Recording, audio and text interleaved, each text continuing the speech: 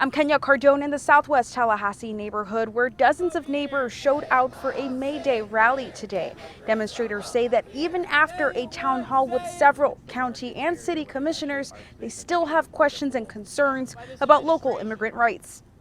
When workers are under attack, what do we do? Stand up, fight back! International Workers' Day or May Day activism looked like this in Leon County Thursday. Immigrants are welcome here! Dozens of members of the Freedom Road Socialist Organization and other activist organizations joined forces, rallying for workers' rights, which they believe is part of the fight for immigrant rights. We will not put up with ICE! We will not put up with ICE! Among a list of concerns, demonstrators told me their biggest one was Tallahassee Police Department's recent 287G agreement with ICE. That allows local law enforcement agencies to perform ICE duties. This is a very obvious show of people power. It shows that people don't agree with this 287G, that they support immigrants. That concern paired with their anger over recent actions from the Trump administration and DOJ, such as cuts in the federal workforce, fueled the crowd ahead of a town hall that same day.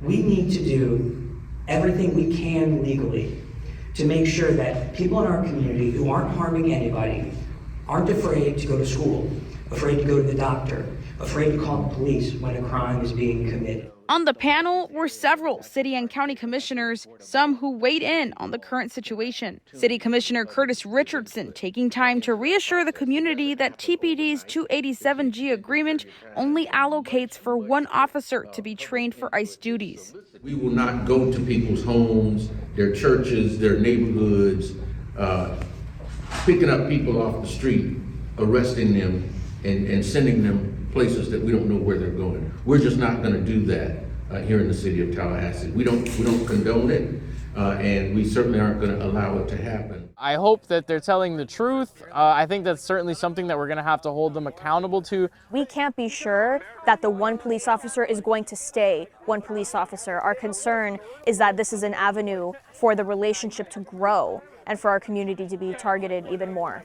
Demonstrators say they want commissioners to condemn the agreement. Does the commission have now the authority to ask the chief to rescind that agreement? I'm not sure. I think that is a question for the courts, but I think we should be asking the courts anytime that there's a disagreement for what's great for our community. Activists say we will continue to see movements like these as long as that agreement exists. You know, Chief Revel's the one that signed the agreement. We know at the very least it's under, his jurisdiction to end it. So, we're going to keep targeting Chief Revel.